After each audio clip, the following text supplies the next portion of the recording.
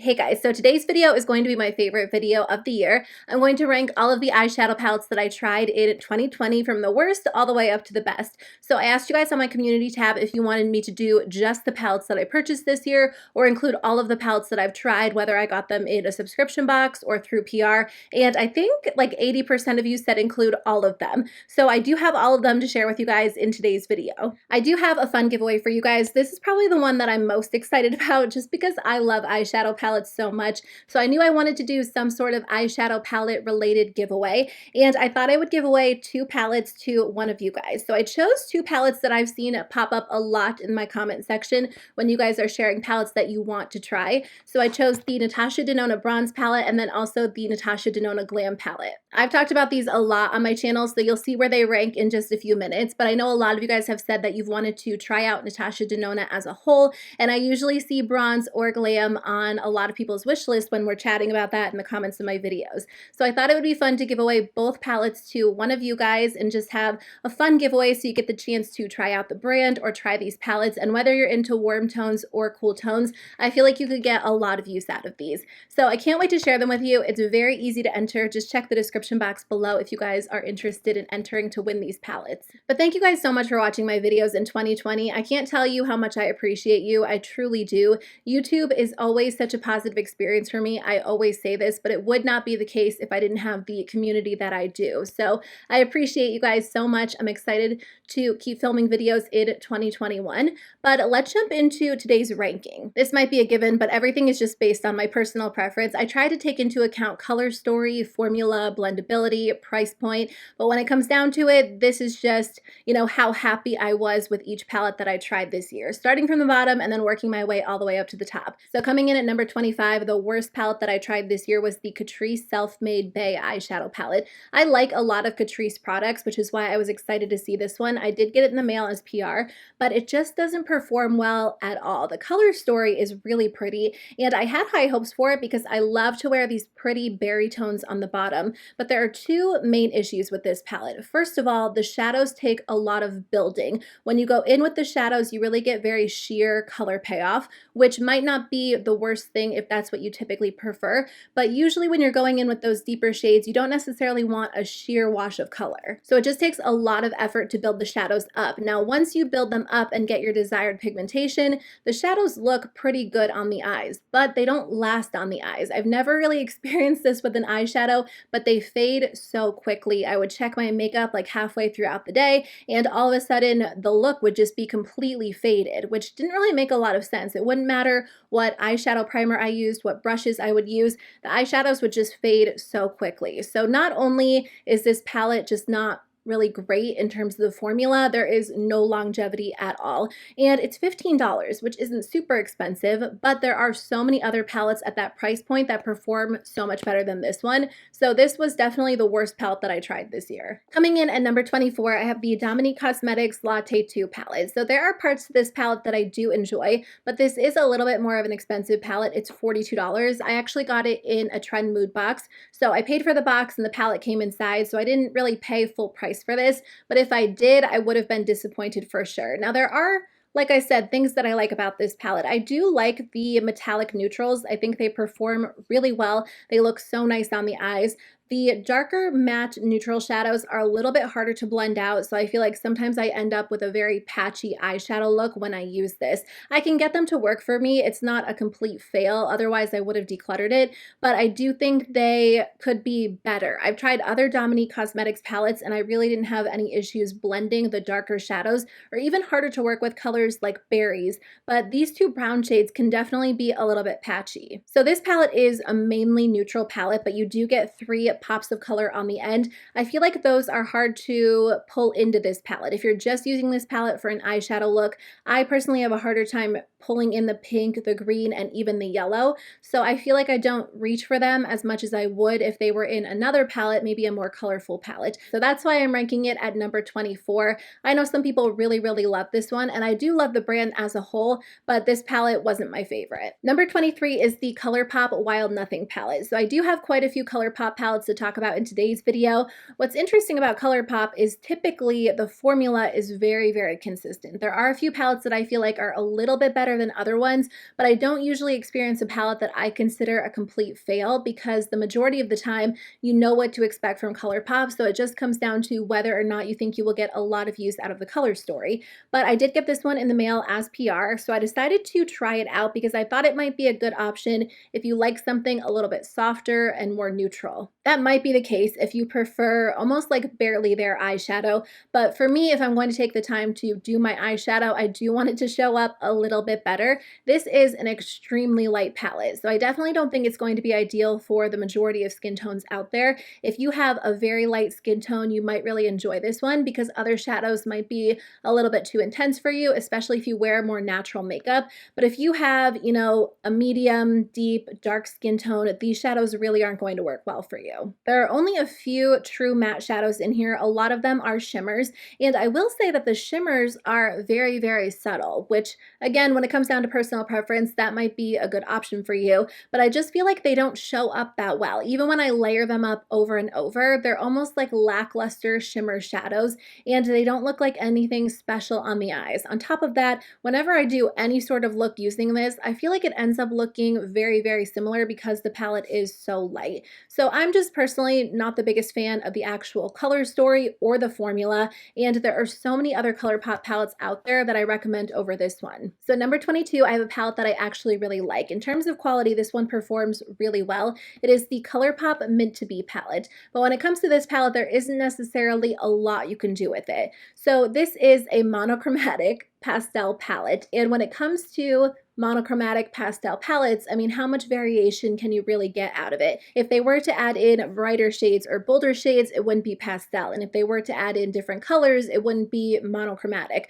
So I definitely think they nailed it in terms of looking to nail a pastel mint palette, and the quality is really good, but a lot of the shades look so similar on the eyes. There are like 3 shimmers in here that look almost identical once they're in place, and the matte shadows have a little bit more variation, but typically when I use this palette, I get almost the exact same look every single time. It just doesn't add as much to my collection as some of the other palettes that I tried. And rounding out the bottom 5, at number 21, I have the Taupe's palette by Juvia's Place. So I really like Juvia's Place palettes, and again, it's a brand that tends to be very consistent. Typically, you can expect really vibrant, bold shadows that have a ton of pigment that are really intense, but this Taupe's palette is a little bit different. So I personally like this palette, and if you do like a little bit of a softer, neutral look, I think you'll enjoy it. But if you're looking for a palette that is on par with other Juvia's Place palettes in terms of quality and pigmentation, this might not be the one for you because these shadows are a little bit lackluster compared to other Juvia's Place palettes. I do find that I have to build the matte shadows up quite a bit, and even the shimmers, which has never been the case when it comes to Juvia's Place. Typically, Juvia's Place has like one swipe intensity. You just have to dip your finger into the pan, place it on the eyes, and you're good to go.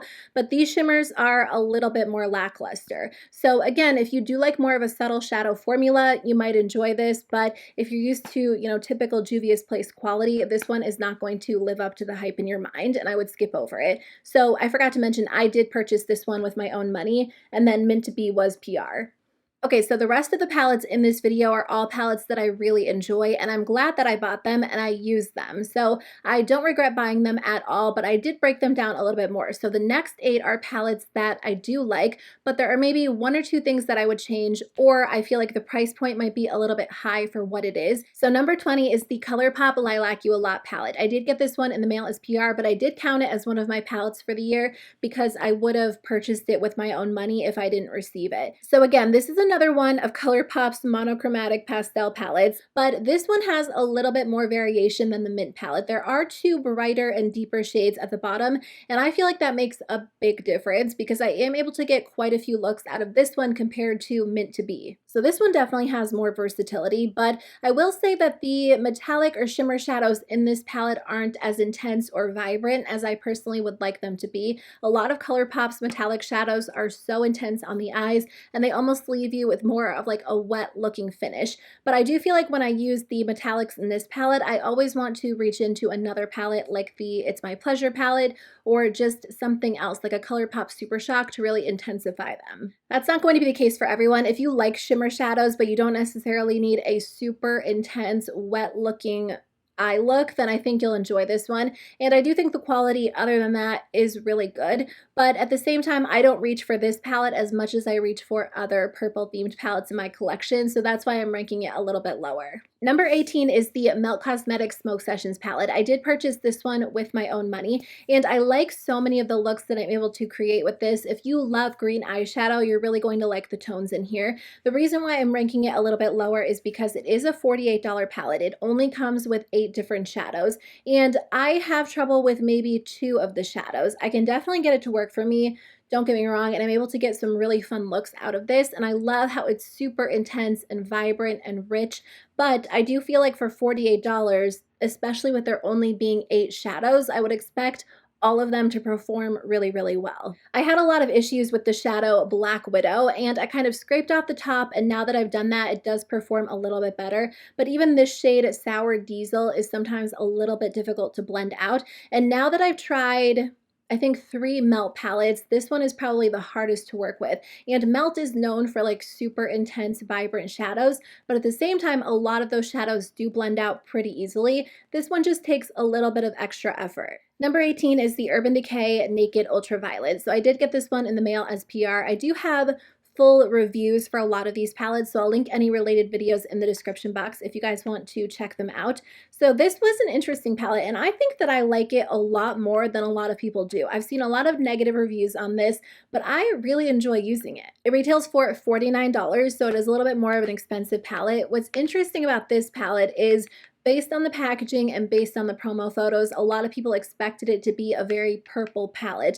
But when they released photos of the inside, you could easily see that it was half purple, half neutral. So I think right from the beginning, a lot of people were disappointed because people wanted to see something different from Urban Decay. And they've been doing naked palettes for a long time at this point, but I always say this. I think the naked line is nice, and some of the updated, more colorful naked palettes are really nice if you tend to wear neutrals, but you want to incorporate color slowly. I feel like this palette kind of pushes me out of my comfort zone to try something different and do different color combinations, because when it comes to purples, if I was to pull in any neutral shadows, it would probably be like gray toned neutrals or taupes or cooler tones, but the warmer tones in here are really fun to use alongside of the brighter colorful purple shades. So I definitely think there is a market for the naked palettes. If you are used to something really intense and vibrant, you'd probably want to skip over this one. But I do have a lot of fun using it, and whenever I use it, I always like how my look turns out. Number 17 is the KKW Beauty Classic Blossom Eyeshadow Palette. I am really impressed by this, and I was surprised by how much I liked it. I totally bought this one on a whim,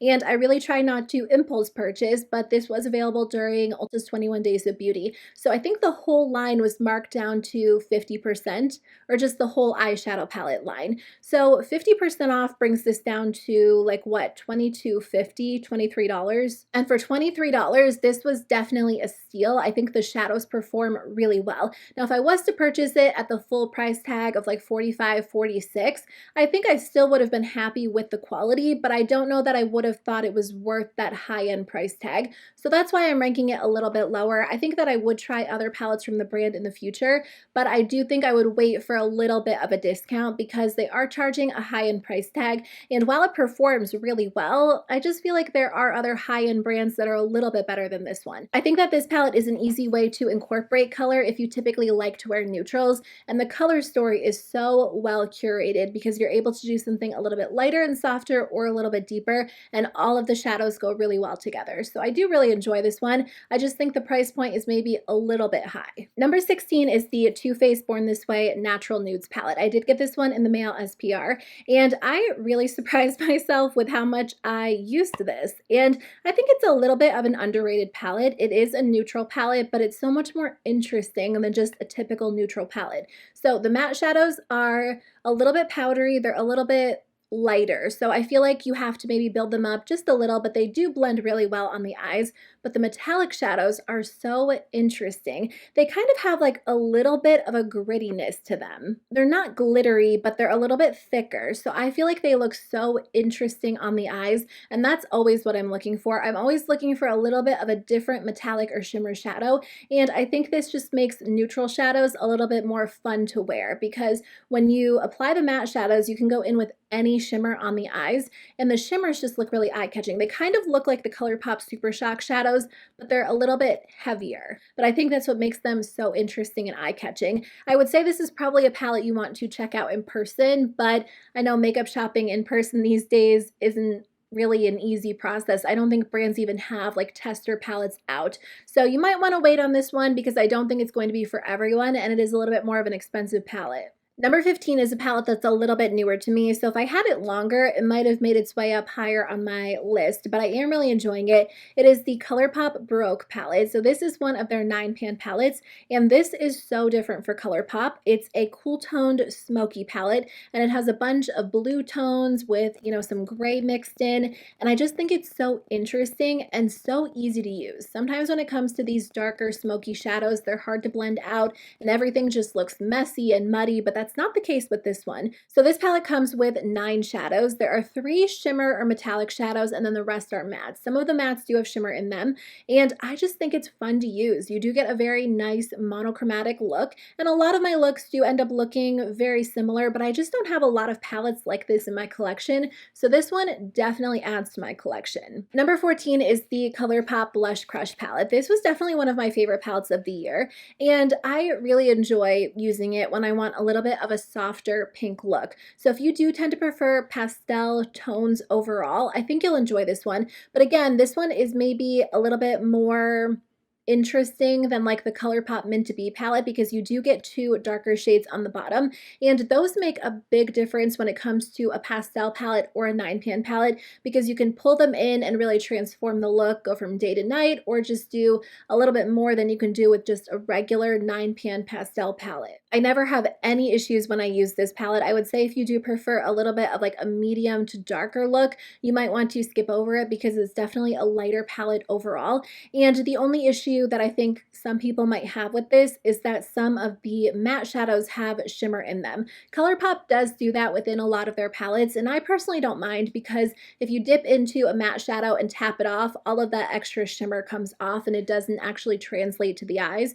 And if you do want it to translate to the eyes, you can either wet your brush or pack it on. So it's not something that bothers me personally, but if it is something that bothers you, you're probably going to want to skip over this one. But if you're looking for just a cute little small pink palette, I think you'll really enjoy this one.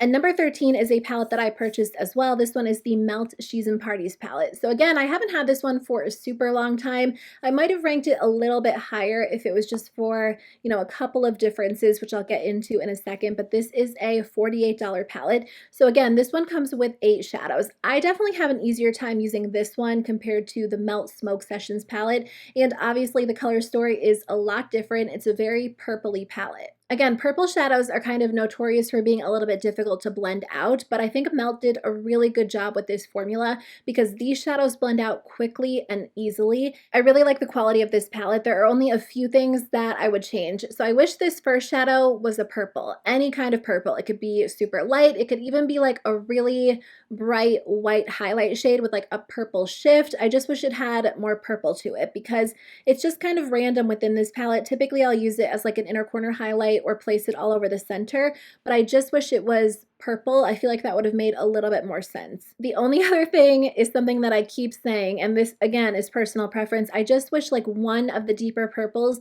was a little bit more intense. A lot of the metallics in here are more like satins than metallics, so they almost have like a matte finish, but they just have a slight sheen. I think that's nice because you can use them in the crease, and I mean you can use really intense metallics in the crease as well, but they are very blendable, very user-friendly, but I just wish there was like one true intense metallic in this palette. So I don't know how many times I said that in this video, but I feel like that would have made it perfect. That and like the small change with the highlight shade. But either way, I like this palette and I will definitely continue to get a lot of use out of it. I totally think it's worth the $48 price tag if you love Melt or you love purples. Okay, so moving into my top 12 palettes. I love these palettes so much. If I was to break one of them or if I lost one of them, I would definitely run out and repurchase it. And these are just the best palettes that I tried this year, the ones that I truly love to use, and every single time I use them, I love how my makeup turns out.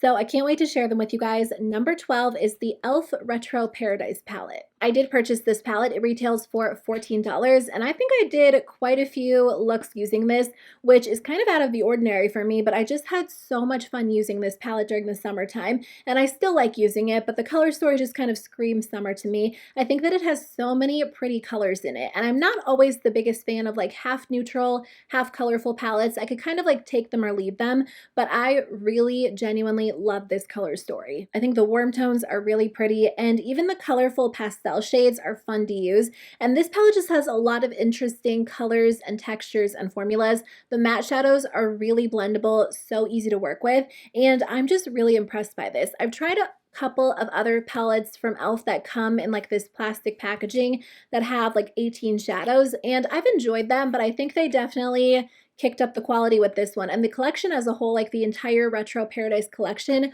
was so good. So I still recommend this one if you're thinking about it. I just love it, and I think it's one of the best palettes they've done. Number 11 is a little bit of a newer palette to my collection, but I just love this. I think it's so cute, and the quality is really good. It is the ColourPop Mandalorian The Child palette. So this comes with 9 different shadows, and I think if you're looking for a good alternative to the ColourPop Mint to Be palette, this might be a better alternative for you, because you do get quite a few green shadows in here, but you get a little bit more variation. You get a really pretty gold, 2 browns, and then also a fun sparkly white, which looks great on the center of the lid, but also as a highlight. I would say that some of these green shadows could even be considered mint as well, and I feel like it's maybe a little bit more wearable if you are typically intimidated by really colorful eyeshadow. And on top of that, these shadows just perform extremely well. I don't have any complaints about the actual quality. Number 10 was a little bit of a surprise for me because I really grew to love this palette, and I always end up reaching for this to complete my eye look. It is the Urban Decay Stoned Vibes palette. So I did get this one in the mail as PR.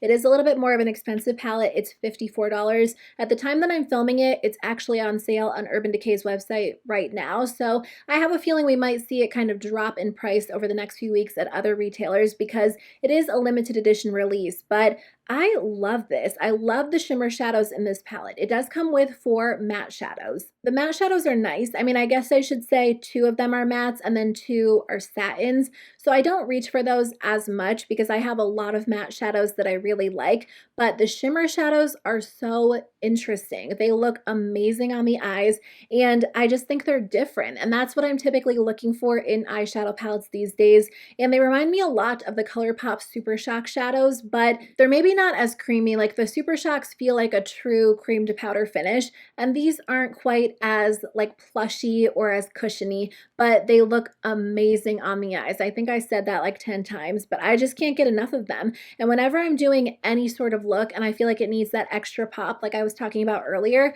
I grab this palette and one of these shadows definitely complete it. So I consider this more of an accent palette. If you're looking for a palette that's going to give you multiple complete looks, this probably won't be the one for you, and it's pretty pricey. But if you're looking for like some fun shimmery shadows to complete your looks, you won't regret this one, especially if it goes on sale and you can get it for a little bit of a discounted price over the next few weeks. Number 9 is the ColourPop All That palette. They released this as part of like a Valentine's Day collection at the beginning of the year, and I used this palette so much and I still reach for it, and I just think that it is one of the prettiest palettes they've done. I don't think they've restocked it yet, although if it is in stock by the time I upload this video, I'll link it below.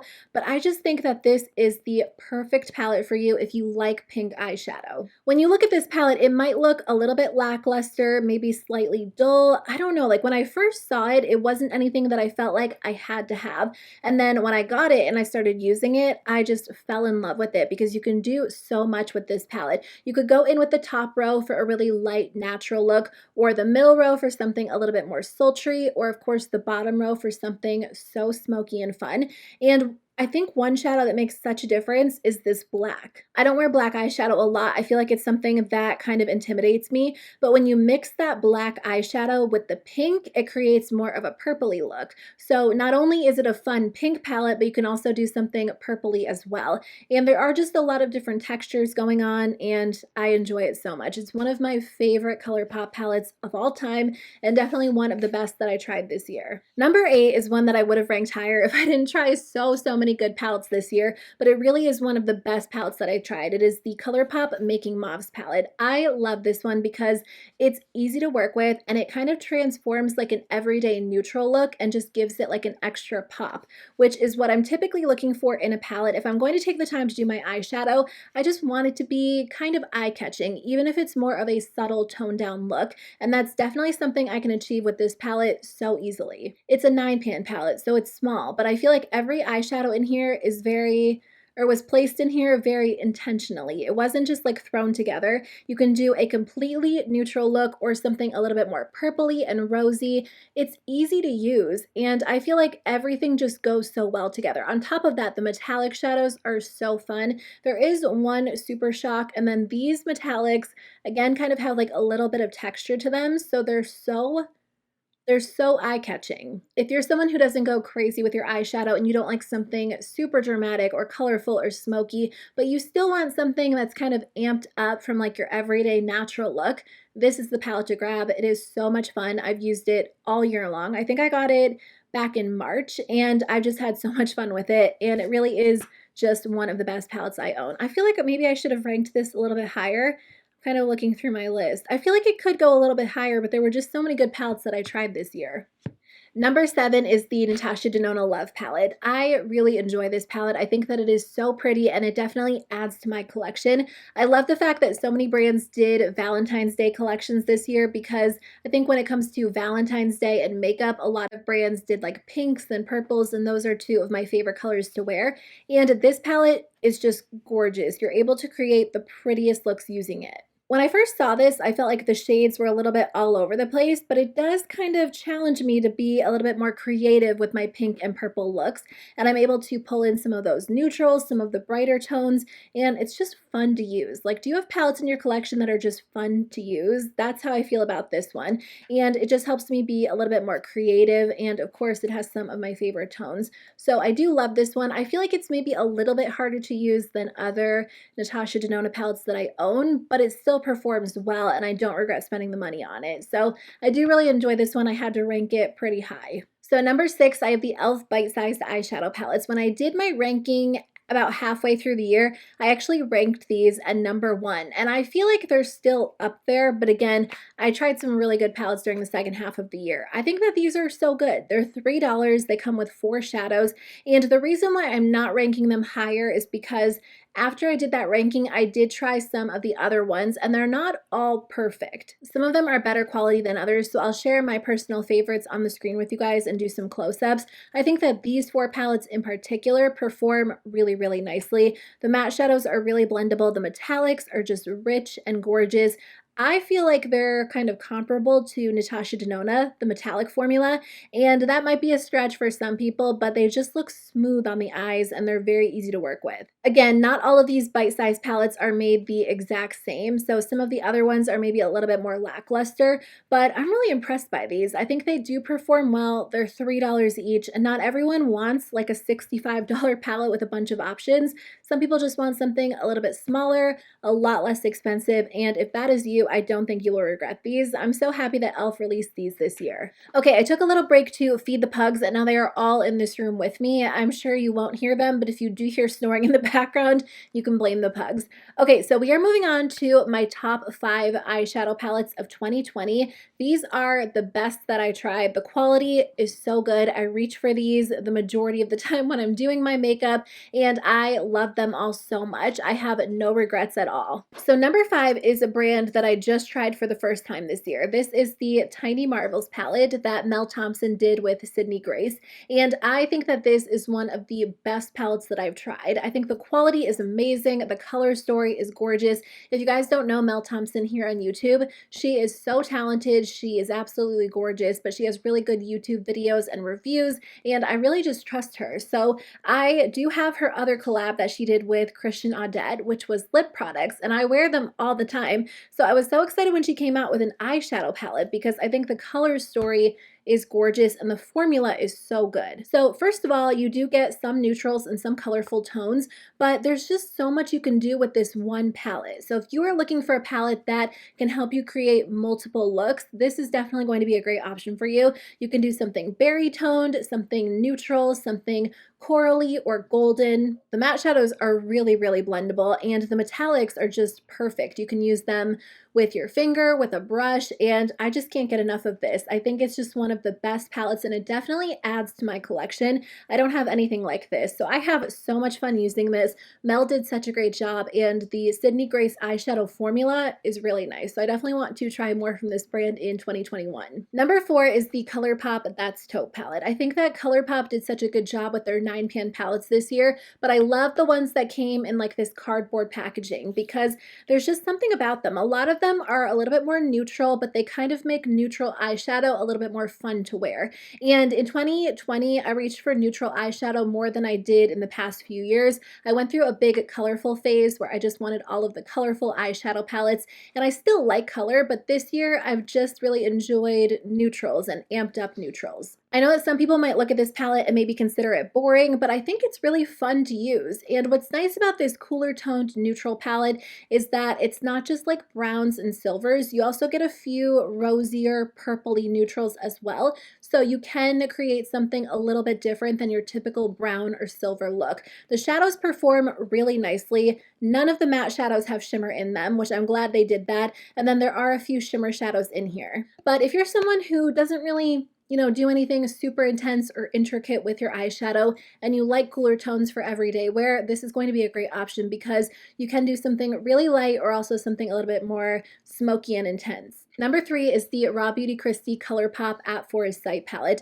Kristi did such an amazing job with this palette. So ColourPop has a lot of palettes on their website, and I feel like it's hard to release something that doesn't look like other palettes that they already have. But I do feel like this palette really adds to the ColourPop collection of eyeshadow palettes I own. I really didn't have anything like this. I like the fact that there are so many intense, vibrant, colorful shadows, and I feel like this has kind of reignited my love for colorful shadow. And you can do everything with this palette, whether you're doing something warm toned or cool toned. This is a mainly matte eyeshadow palette, which isn't something I normally go for. I really like shimmers and metallics, but these matte shadows are so easy to work with, and it's nice because you can use this palette on its own or pull in single shadows or other palettes in your collection. I've been using a lot of my ColourPop Super Shock shadows with this palette because they just complement the colors really nicely. But if you're looking for a really rich, intense palette and you like color, this is going to be a great option. It's so easy to work with. The shadows blend out really beautifully. A little bit goes such a long way because these really are super intense, but I just enjoy this so much. I'm so happy for Kristi, but again, even if this wasn't like a Raw Beauty Kristi collab, this was definitely just one of the best palettes I tried. But of course, Kristi did curate the color selection, and I think she did an amazing job with it. Okay, you guys, number 2 is the Natasha Denona Glam palette. I kind of went back and forth on whether or not I wanted to purchase this when they first released it, and I told myself that I didn't need it because it is a cooler toned neutral palette, but eventually I did buy it, and I'm so glad that I did because I've been loving cool toned neutrals these days, and I think they're kind of on their way back up again. I know there was a time where warm toned neutrals were like the thing to have, but I think cool tones look good on so many people, and a lot of people just prefer something a little bit cooler and softer than a super intense warm toned palette. And I know this palette has been so popular this year, and I'm so glad that I bought it because I have gotten so much use out of it, and I feel like it just makes cool toned neutrals really fun to use. Natasha Denona's quality is amazing, and the shadows in here perform so perfectly. I don't have any issues with blendability or patchiness. I love how they work,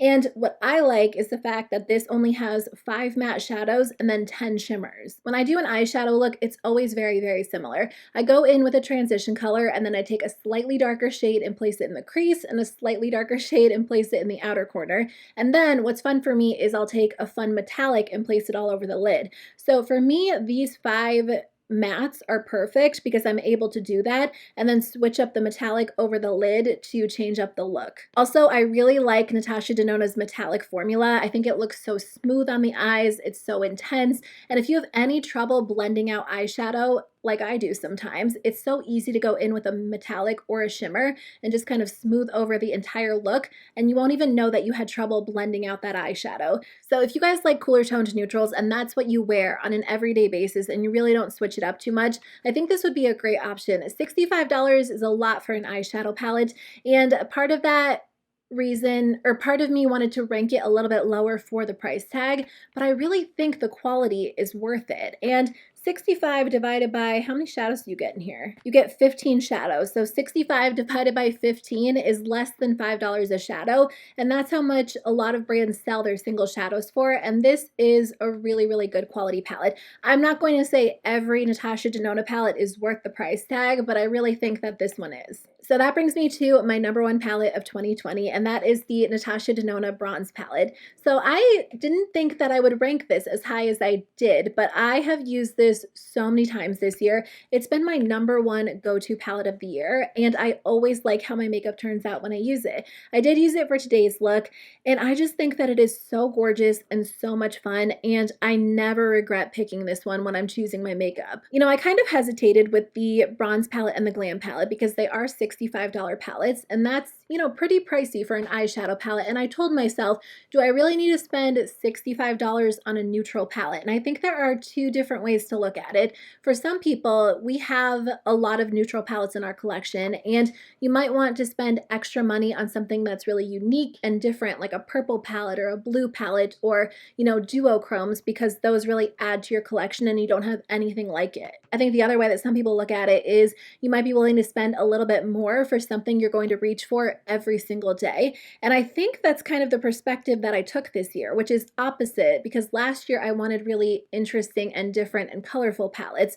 But for me, a lot of the time I was reaching for neutrals. So these palettes have been so good. The quality is just extra special. It's blendable, it's smooth, and again, I have other Natasha Denona palettes and they don't all perform perfectly by any means, but I do feel like these perform really, really well. It's funny because warm-toned bronzy shadows probably aren't like my go-to shadows. I wear a lot of pinks, a lot of purples, but I just like using this. I always like how my makeup turns out. I always like how the shadows blend out, and the metallics look so amazing on the eyes, and I just think it's one of the best quality palettes that I've tried, and definitely the best palette that I used in 2020. It's my #1. So I loved this so much, and again, that's why I wanted to give these away in today's video. Okay guys, so that is the end of my video. Those are the palettes that I tried this year, from worst all the way up to the very best. I would love to know in the comment section below which palettes you guys tried.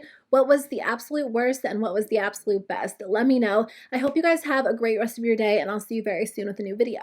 Bye.